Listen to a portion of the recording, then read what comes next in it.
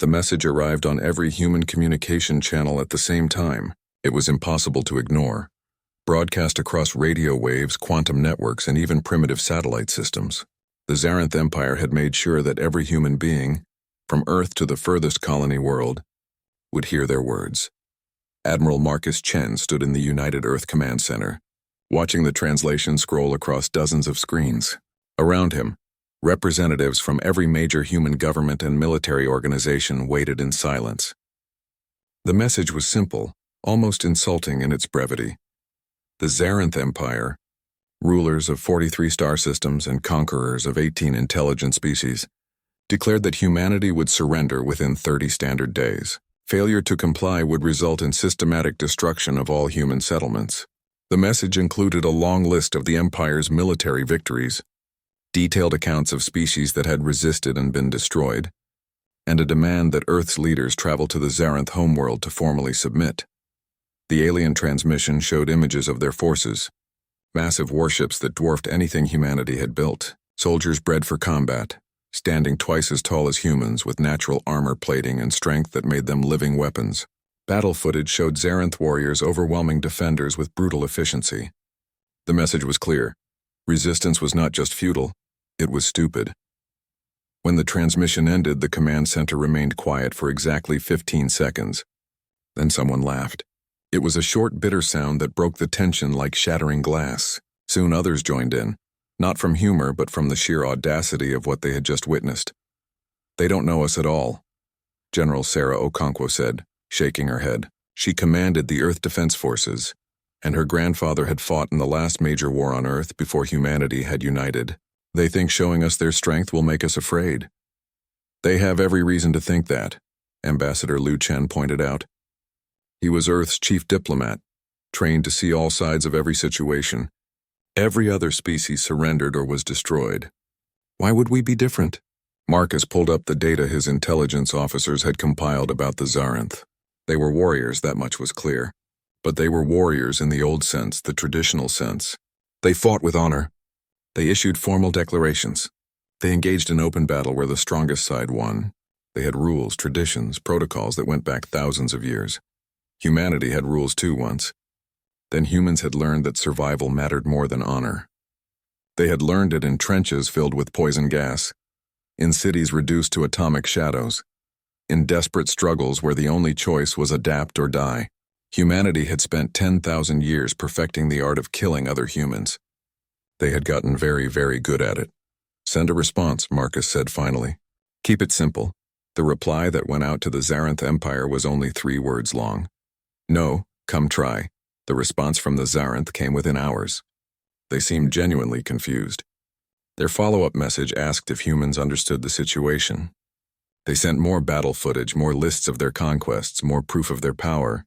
They explained as if to children that resistance would only lead to suffering. Humanity's second response was longer. It included footage too, but not of weapons or soldiers. It showed human history. Wars fought with sticks and stones. Wars fought with swords and spears. Wars fought with guns and tanks. Wars fought with bombers and missiles. Wars fought with atomic fire. 10,000 years of humans fighting humans, developing new and terrible ways to kill, learning from every defeat and every victory. The final image in the transmission was simple: a human soldier standing in front of a memorial wall covered with millions of names. The message that accompanied it was equally simple: "These are the people we killed when we loved each other. Imagine what we'll do to you." Across human space, the mobilization began immediately. It was not panicked or rushed. Humanity had planned for this possibility since reaching the stars. They had hoped to find friends in the galaxy, but they had prepared to find enemies. Factories that built civilian ships retooled for military production. Research facilities that studied medicine and agriculture shifted focus to weapons development. Every human world had been designed with defense in mind, with hidden fortifications and supply caches. The civilian economy that had seemed so peaceful was revealed as a war machine waiting to wake up. The Zarenth watched these preparations with contempt. Humans were mobilizing like this was a real war, as if they actually had a chance. It was almost sad. The Empire's military commanders began planning their assault, confident it would be over quickly. They would strike the outer colonies first, destroying them as examples. Then humanity would surrender, and the Zarenth would have added another species to their empire. But there were a few among the Zarenth who felt uneasy. Military historians who had studied the human data, trying to understand these strange newcomers, they noticed things that troubled them. The sheer number of words humans had for different types of war, the complexity of their military theory, the fact that humans had united their entire species only after nearly destroying themselves multiple times. One Zarenth analyst sent a report to the High Command, suggesting caution. The report was filed away and forgotten. After all, the Zarenth Empire had never lost a war. They had never even come close to losing. They were the apex predators of the galaxy. They had no idea that they were about to meet a species that had spent its entire existence as both predator and prey, evolving in an environment where the deadliest enemy was always another human. The Zarenth had learned to make war against others. Humanity had learned to make war against itself. The difference would matter. The Zarenth fleet arrived at Harmony Station exactly when they said they would. The outer human colony orbited a pleasant world that humans had been terraforming for 30 years. 20,000 civilians lived there, mostly families who had volunteered to build a new society among the stars. According to Zarenth intelligence, it was defended by a small militia with outdated weapons. Fleet Commander Vrath stood on the bridge of his flagship, watching the human station grow larger on the view screen. Behind him, 400 warships waited in perfect formation. This would be a simple operation. Destroy the station, land troops on the planet below, eliminate any resistance, then broadcast the footage across human space and wait for the inevitable surrender. "They are hailing us, Commander," his communications officer reported. "Ignore them," Vrath ordered. There was nothing to discuss. The humans had refused to surrender, so now they would learn the price of defiance. He had fought in 7 campaigns, conquered 4 species. He knew how this worked. Soon the humans would be begging for mercy. The Zarenth fleet advanced in their traditional battle formation, a wall of ships presenting maximum firepower. It was a tactic that had worked for 1,000 years against every enemy they had faced. Why change what worked? What happened next would be studied by military academies for generations, though not for the reasons Vrath expected. The human station did not return fire. Instead, it simply vanished in a blinding flash. The Zarenth sensors went wild for a moment, then cleared. Where the station had been, there was now an expanding cloud of debris and radiation. "What happened?" Vrath demanded. "They destroyed their own station, Commander," the sensor officer reported, confusion clear in his voice. "They detonated their fusion reactor." Before Vrath could process this information, alarms began screaming across his fleet. The debris cloud from the station was not just debris. Millions of pieces of metal, each one accelerated by the explosion, were now hurtling toward his ships at tremendous velocity. And hidden within that cloud were thousands of small human missiles that had been launched in the same instant the station exploded. The Zarenth point defense systems tried to respond, but they were designed to track and destroy incoming missiles, not to handle a wave of debris that included actual weapons. Ships began taking hits. Nothing catastrophic at first, just impacts that damaged sensors and weapon systems. But there were so many pieces, and they kept coming. Then the real attack began. From the planet below, from the moons, from dozens of hidden positions throughout the system, human weapons opened fire. They were not the simple missiles the Zarenth had expected. These were smart weapons, each one capable of independent thought, working together like a swarm of predators. The missiles did not attack head-on. They came from angles, using the debris cloud as cover. They targeted specific systems on each ship: engines, weapons, command centers. They coordinated their attacks with multiple missiles hitting the same target from different directions at the same moment. Vrath watched in growing horror as his fleet began to take real damage. 3 ships lost power completely. 2 more reported hull breaches.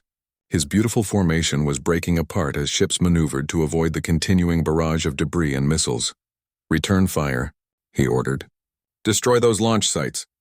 His weapons officers tried. Zarenth energy weapons lanced out toward the planet, toward the moons, toward any location that showed hostile activity. But the human weapons were mobile, firing and then moving before the counterstrike could arrive. And there were so many of them, hidden in so many places. Then the human ships appeared. They had been hiding in the debris field of the destroyed station, their signatures masked by the radiation. They were small, much smaller than Zarenth warships, but they were fast and they moved in ways that seemed impossible. While Zarenth ships were built for direct combat, human ships were built to dodge, to strike and retreat, to never stay in one place long enough to be hit. The human vessels did not try to match the Zarenth in firepower. Instead, they used the environment. They led Zarenth ships into the debris field, where the larger vessels struggled to maneuver. They fired missiles and then hid behind moons, forcing the Zarenth to waste ammunition on empty space. They worked together like hunters surrounding prey, never giving the Zarenth fleet a clear target. Commander Vrath had trained for ship-to-ship combat. He had studied historical battles and tactical theory, but nothing in his training had prepared him for an enemy that refused to fight the way combat was supposed to work. The humans were not honorable. They did not line up their ships for a proper battle. They used tricks and traps and tactics that seemed almost cowardly, but they were devastatingly effective. After 3 hours of fighting, Vrath's fleet had lost 47 ships destroyed and over 100 damaged. They had barely scratched the human defenses. The enemy seemed to have endless weapons, endless hiding places, endless tricks, and now his sensors were detecting something new. Human reinforcements arriving from other parts of the system. More small, fast ships that moved like sharks sensing blood. "Commander, we should withdraw," his executive officer suggested quietly. Around the bridge, other officers nodded agreement. This was not going as planned. Vrath wanted to refuse. To retreat from this backwater colony would be humiliating. But he was not a fool. His fleet was being systematically destroyed by an enemy he did not understand. If he stayed, he would lose everything. "Signal the fleet," he said, the words tasting like poison. "We withdraw to the outer system. Regroup and reassess." As the Zarenth fleet began its retreat, human missiles continued to harry them, forcing them to maintain their point defenses and waste more ammunition. The humans did not pursue aggressively, but they made sure the Zarenth knew they could have. They made the withdrawal as painful and humiliating as possible.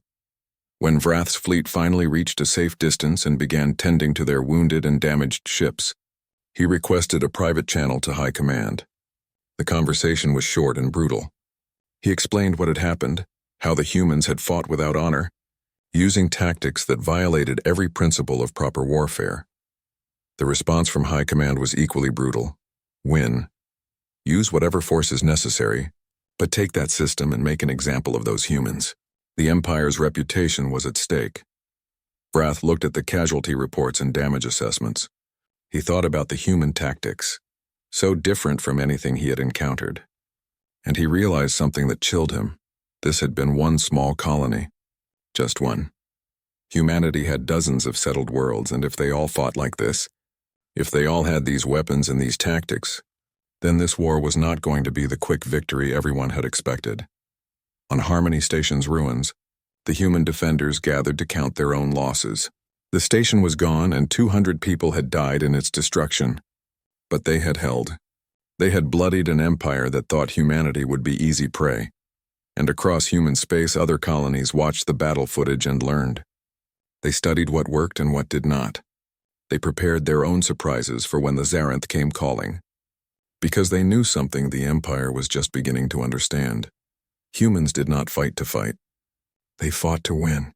And they would use any method, any tactic, any sacrifice necessary to achieve victory. The Galactic Council met in emergency session for the first time in 200 years. Representatives from 37 species gathered in the great chamber that floated in neutral space, a station that belonged to no one and everyone. They came to discuss the war between the Zarenth Empire and humanity, a conflict that was now in its 4th month and showing no signs of ending the way everyone had expected. Ambassador Tekrell of the Zarenth stood before the council, his posture stiff with barely controlled rage. Behind him, holographic displays showed footage from the war. Burning Zarenth ships, destroyed military installations, casualty lists that grew longer every day. "The humans fight without honor," Tekrell declared, his translator converting his words into dozens of languages. "They use weapons that violate the accepted conventions of warfare. They target civilian infrastructure. They employ biological and chemical agents. They refuse to meet us in open battle." The council chamber filled with murmurs. Several species nodded in agreement. Warfare had rules after all. Civilization meant fighting according to established principles. The humans seemed to recognize no such limits. Ambassador Liu Chen sat in the human delegation area, listening quietly. He had been expecting this. Earth had sent him here not to defend humanity's actions, but to explain them. There was a difference. When Tekrel finished his speech and the council turned their attention to the human representative, Liu stood slowly. He was an old man by human standards, with white hair and a face lined by years of diplomatic service. He had been chosen for this mission because he was good at making difficult truth sound reasonable. "Honored representatives," he began, his voice calm and measured. "The Zarinth Empire is correct. Humanity does not fight the way you fight. We do not follow your rules. We do not recognize your conventions. And before you judge us for this, I would like to explain why."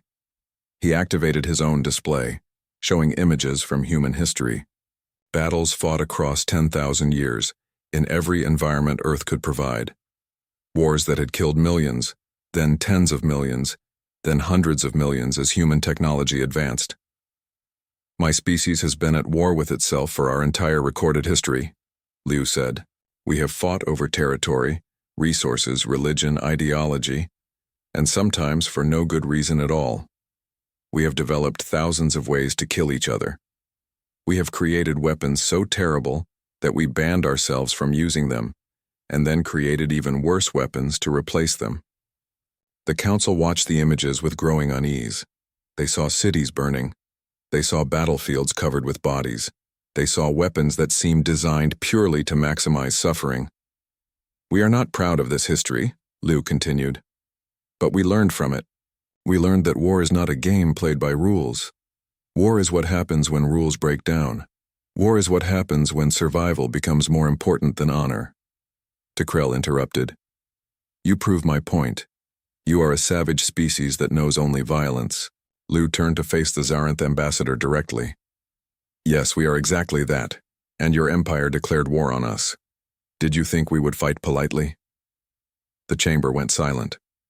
Liu let that silence stretch for a moment before continuing. "The Zarinth Empire has conquered 18 species," he said. "We have studied those conquests. Every species you defeated fought honorably. They met your fleets in open battle. They defended their worlds according to established military doctrine. They surrendered when it became clear they could not win, and then your empire absorbed them, took their resources, and moved on to the next target." Liu's voice hardened. "Humanity will not be the 19th. We will not fight honorably if honorable fighting means losing. We will not surrender our freedom because you have bigger ships. You want to know why we target your infrastructure? Because wars are won by economies, not just armies. You want to know why we avoid open battle? Because we are smarter than that. You want to know why we use every weapon available to us? Because you gave us no choice when you declared you would destroy us." One of the council members, a being from the collective of unified minds, spoke up. "But surely there are limits. Surely there are lines that should not be crossed." "Where were those limits when the Zarinth Empire issued its ultimatum?" Liu asked. "Where were those lines when they promised to systematically destroy all human settlements? They declared total war. We are simply showing them what total war actually means." Liu pulled up more data, tactical analyses of the war so far. The Zarinth had superior numbers, superior firepower, superior technology in many areas. But humans were winning more battles than they were losing, not because they were stronger, but because they were willing to do things the Zarinth considered unthinkable. Human ships that deliberately rammed Zarinth vessels after their crew evacuated. Human colonies that rigged their entire infrastructure, with explosives turning every city into a potential trap. Human commanders who feigned surrender, then attacked when the enemy let their guard down. Tactics that made the Zarinth pause before every advance, never sure what horrible surprise might be waiting. "You call us dishonorable," Liu said. "You call us savage. You may be right, but we are alive, and we intend to stay that way." Tekrel stepped forward again. "The Zarinth Empire calls for the Council to intervene, place sanctions on humanity, restrict their access to galactic technology and trade, force them to fight according to civilized standards or be isolated from the community of intelligent species. Several council members seemed to consider this. The humans were dangerous after all. If they were willing to fight this way against the Zarenth, what would stop them from using these tactics against others? But other council members were doing their own calculations. They were thinking about what Liu had said, about the fact that the Zarenth Empire had declared this war, about the fact that maybe, just maybe, having a species in the galaxy that could resist the Empire was not such a bad thing. The vote, when it came, was close. But the Council decided to remain neutral. They would not sanction humanity, but neither would they condemn the Zarenth. This was a war between two species, and the Council would not interfere.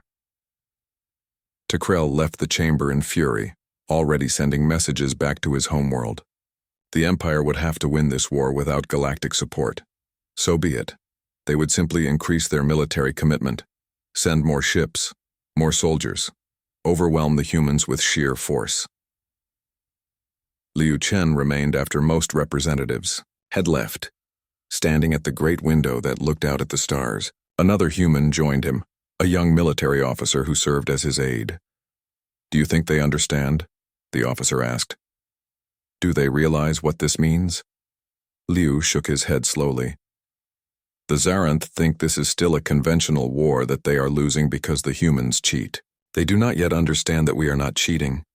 We are simply playing a different game, one where the only rule is survival. And when they do understand, then the war enters its next phase," Liu said quietly. "They will try to match us. They will abandon their honor, their traditions, their rules. They will try to become as ruthless as we are. Can they?" Liu was silent for a long moment. "I do not know. But I do know this. We have spent 10,000 years learning to fight ourselves. The Zarenth are just beginning to learn. And lessons paid for in blood are the hardest to forget." Across the galaxy, the war continued. Human tactics grew more sophisticated, more brutal, more effective. The Zarenth fleet found themselves fighting, shadows never sure where the next attack would come from. Their proud warrior traditions, refined over 1,000 years of conquest, were being systematically destroyed by an enemy that refused to fight the way wars were supposed to be fought. And slowly, very slowly, the balance of the war began to shift. The war had been raging for 8 months when humanity showed the galaxy what total war truly meant. It started not with weapons or battles, but with something far more insidious: economics. Deep in Earth's command center, Admiral Chen reviewed reports from the Intelligence Division. They had spent months analyzing the Zarenth Empire's economy, its trade routes, its resource dependencies. What they found was fascinating. The Empire was strong militarily, but it relied on a complex network of trade relationships to sustain itself. Raw materials from conquered worlds, manufacturing and industrial systems, food production on agricultural planets. Take away any major piece and the entire structure would begin to crack. "Begin Operation Choke Point," Chen ordered. Across Zarenth space, human agents went to work. They were not soldiers, but saboteurs, hackers, and economic warfare specialists. Some had been inserted into the Empire months before the war began, posing as traitors or refugees. Others had infiltrated more recently, slipping past security that was focused on military threats rather than subtle infiltration. Refineries suffered mysterious accidents. Computer systems controlling supply routes developed glitches. Ships carrying vital supplies disappeared in deep space, their transponders failing at convenient moments. Nothing was traced back to humanity directly, but the effect was cumulative and devastating. The Zarenth military began to experience supply shortages. Not enough ammunition, fuel shipments delayed, replacement parts for ships taking weeks to arrive instead of days. Their war machine, so impressive at the start, began to grind more slowly. But that was only the first layer of humanity's economic assault. Human hackers infiltrated the Zarenth financial networks. They did not steal money or cause obvious damage. Instead, they did something much worse. They published the truth. Real casualty figures from the war, much higher than the Empire admitted publicly. Records of how resources were being diverted from civilian needs to military production. Evidence of corruption among high-ranking officials, who profited from the war while common citizens suffered. The Zarenth had censored information for so long that Many of their citizens had believed the official propaganda. The war was going well. The humans were nearly defeated. Victory was certain. When the truth came out, anger began to spread across the Empire's worlds. Protests erupted on a dozen planets, not calling for peace necessarily, but demanding accountability, demanding honesty from their leaders. The Empire's security forces tried to suppress the unrest, but that only made it worse. Soldiers who had been fighting humans for months came home to find their families struggling, their worlds neglected, their sacrifices seemingly pointless. Meanwhile, humanity escalated its psychological warfare campaign. They broadcast messages directly to Zarenth soldiers, bypassing official channels. The messages did not call for surrender or defection. Instead, they simply showed the truth. Footage of destroyed Zarenth ships, lists of casualties, maps showing how little territory the Empire had actually gained despite 8 months of fighting and enormous losses. The messages always ended the same way. Your leaders said this would be easy. They lied. How many more of you will die for their pride? Some Zarenth commanders tried to block these transmissions, but human technology was sophisticated enough to find ways through. Soldiers began to doubt. Not their cause, perhaps, but their chances of success. And doubt is a poison in any military force. The Empire's response was to throw more resources at the war. They pulled ships from patrol duties, leaving some of their conquered systems with minimal defenses. They increased conscription, forcing more young Zarenth into military service. They pushed their economy harder, demanding more production, more efficiency, more sacrifice from their citizens. It was exactly what humanity wanted them to do. On Earth, economists and strategists watched the Zarenth Empire begin to tear itself apart from the strain of total war. This was a lesson humanity had learned the hard way. Across multiple world wars and countless smaller conflicts, no military can fight effectively if the society supporting it begins to fracture. But humans were not content to simply wait for the Empire to collapse. They pressed their advantage in every possible way. Human special operations teams struck deep inside Zarenth territory, hitting targets that had seemed impossible to reach. They destroyed manufacturing facilities. They sabotaged infrastructure. They assassinated key military commanders and political leaders. Each operation was surgical, precise, and designed to cause maximum disruption with minimum risk. The Zarenth had no defense against this kind of warfare. Their honor culture had always focused on direct combat between warriors.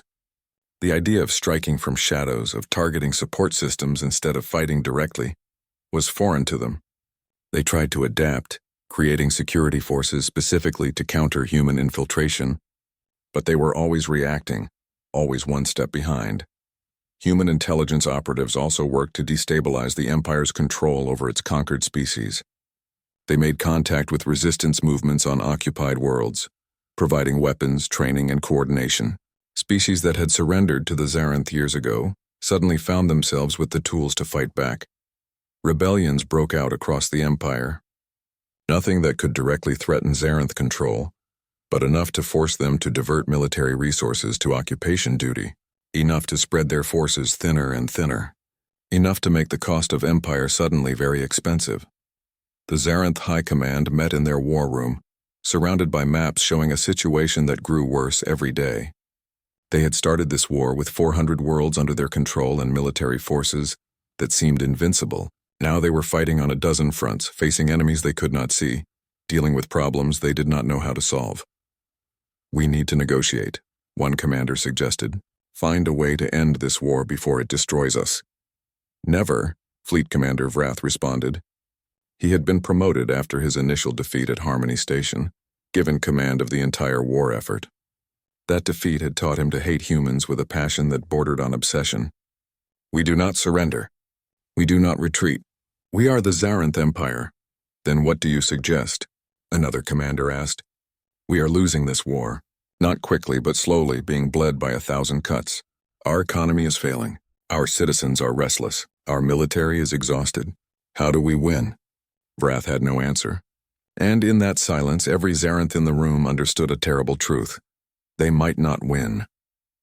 The species they had dismissed as primitive and weak was defeating them not through superior strength but through superior ruthlessness. Humanity was willing to do anything to survive. while the Zarenth were bound by traditions that had never been tested against an enemy like this. In the end, Vrath could only order more attacks, more pressure, more aggression, because the alternative was to admit that declaring war on humanity had been a catastrophic mistake, and pride would not allow that admission. But across the Empire, from the military to the civilian population, more and more Zarenth were reaching the same conclusion. This war was not glorious. It was not honorable. It was a nightmare that seemed to have no end, against an enemy who fought like demons and never ever stopped coming. Humanity, meanwhile, prepared for the next phase. They had shown the galaxy what economic warfare looked like. They had demonstrated asymmetric tactics and psychological operations. They had bled the Empire and turned its own people against their leaders. But they were not done, not yet. Because humans understood something the Zarenth were just beginning to learn. In total war, there is no second place. There is only victory or extinction, and humanity had chosen victory. The war ended not with a grand battle, but with mathematics. After 14 months of fighting, the Zarenth Empire could no longer sustain its military operations. Their economy was in ruins, their military exhausted, their population on the edge of revolt. The species that had conquered 18 others had been brought to its knees by one. The peace negotiations took place on a neutral station, with representatives from the Galactic Council observing. Fleet Commander Vrath led the Zarenth delegation. He looked like he had aged decades in just over a year. His natural armor plating dulled, his posture no longer quite so straight. Across the table, Admiral Chen sat with the human negotiating team, calm and professional. "We accept defeat," Vrath said, the words clearly painful. "State your terms." The galaxy expected humanity to be harsh. After all, the Zarenth had declared they would systematically destroy humanity. Surely humans would want revenge, would demand territorial concessions, war reparations, maybe even occupation of Zarenth worlds. Admiral Chen slid a datapad across the table. Vrath read it, his expression shifting from resignation to confusion. "This is all?" he asked. "These are your demands?" The human terms were surprisingly simple. The Zarenth Empire would recognize human sovereignty over all current human-settled systems. They would pay reparations, but reasonable ones that would not cripple their economy. They would release all conquered species from their control, allowing them to choose independence or voluntary association with the Empire. And most importantly, they would submit to a mutual defense treaty that bound both species to defend the other if attacked by external threats. "We did not fight this war to destroy you," Chen explained. "We fought because you gave us no choice. Now the war is over. What we need is not revenge, but security." Vrath stared at the terms, struggling to understand. "You could demand so much more." "You have won. We are at your mercy." "Mercy is exactly what this is," Chen said quietly. "We have studied your empire's history. You are not evil, just proud. You believed might made right, and you learned that lesson from conquering species that could not effectively resist. But you can learn other lessons." One of the council observers, the representative from the Collective of Unified Minds, spoke up. "This is unprecedented. The victorious species offering generous terms to the defeated." Chen turned to address the council. "Humanity has fought many wars. We have won some and lost others. We have learned that the peace after a war is often more important than the war itself. Harsh terms create resentment and future conflict. Fair terms create the possibility of moving forward. Over the following weeks, the peace treaty was formalized. The Zarenth Empire began the painful process of releasing control over conquered species. Some chose independence. Others, surprisingly, chose to remain in a reformed federation with the Zarenth, but as equals rather than subjects. The species that had ruled through strength was learning to lead through cooperation. But the real impact of the war was felt across the galaxy. Every species had watched humanity fight. They had seen tactics and strategies that violated every convention of civilized warfare. They had seen a species willing to do anything, sacrifice anything to survive, and they had learned a lesson that would reshape galactic politics for generations. Humans were not to be threatened. Trade delegations from dozens of species arrived at Earth and human colonies, eager to establish friendly relationships. Species that had been bullied by the Zarenth quietly asked about defensive alliances. The Galactic Council, which had been dominated by the Zarenth Empire for 2 centuries, suddenly found itself with a new major power that had proven it could not be intimidated. Ambassador Liu Chen returned to Earth as a hero, though he did not feel like one. He had spent over a year explaining and justifying human actions to a galaxy that found them disturbing. In his final report to the United Earth government, he wrote honestly about what he had seen and learned. "We have shown the galaxy what we are capable of," his report read. "We have demonstrated that humans will use any method, any tactic, any weapon to defend ourselves. This has made us powerful, but it has also made us feared.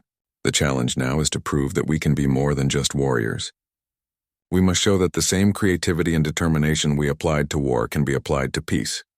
Humanity did try. Human engineers helped reconstruct worlds damaged by the war, both Xaranth and human. Human doctors shared medical technology. Human scientists collaborated with alien researchers on projects that benefited all species. Slowly, carefully, humanity began building a reputation for something other than warfare. But everyone remembered. Every species in the galaxy knew what humans were capable of when threatened. And that knowledge changed everything. The Xaranth Empire, meanwhile, underwent its own transformation. The military leaders who had started the war were removed from power, replaced by reformers who understood that the old ways no longer worked. Young Xaranth studied human military doctrine, not to copy it exactly, but to understand the principles behind it. Adaptability, flexibility, the willingness to change tactics based on the situation rather than rigid adherence to tradition. 10 years after the war ended, Fleet Commander Vrath, now retired, met with Admiral Chen at a memorial ceremony. They stood together before a wall inscribed with the names of the dead from both species. Tens of thousands of names representing the cost of the war. "I hated you," Vrath admitted. "During the war, I hated humans more than I can express. You destroyed everything I believed about honor and warfare." "I know," Chen replied simply, "but I understand now. You were not evil. You were just playing to win, and we never understood what that meant until it was too late." Vrath paused, looking at the memorial. "My question is, was it worth it? All these dead, all this destruction, just to teach the galaxy a lesson?" Chen was quiet for a long time. "We did not want to teach anyone anything. We just wanted to survive. But yes, I think about that question every day. Could we have found another way? I do not know. What I do know is that the galaxy is different now. Species think twice before declaring war. They understand that conflict has real costs. Maybe all these deaths bought something after all. Or maybe," Vrath said, "they just showed everyone that humans are the most dangerous species in the galaxy." "Maybe both things are true," Chen replied. "We are dangerous, but only to those who threaten us. For everyone else, we can be friends, allies, partners. The choice is theirs." As the memorial ceremony continued, representatives from across the galaxy gathered to remember the war. Not to celebrate victory or mourn defeat, but to ensure it was never forgotten. The war that had taught the galaxy a simple lesson. Humanity would not be conquered. Humanity would not surrender. And anyone who declared war on humans would discover that they knew how to fight in ways that made traditional warfare look civilized by comparison. The peace held. Not because everyone loved each other, but because everyone understood the alternative. The galaxy had learned what happens when you push humanity to the edge. They had learned that sometimes the species that looks weakest is actually the most dangerous. They had learned that 10,000 years of fighting themselves had made humans into something that could not be defeated by strength alone. And most importantly, they had learned to leave humanity alone unless they wanted to discover just how creative humans could be when it came to warfare. That lesson, paid for in blood and treasure, would shape galactic politics for centuries to come. The age of easy conquest was over. The age where the strong simply took what they wanted from the weak had ended. Humanity had not set out to change the galaxy, but they had. By refusing to lose, by fighting with every tool and tactic they possessed, by showing that survival mattered more than honor, they had rewritten the rules. The galaxy would never be quite the same, and that perhaps was worth the cost.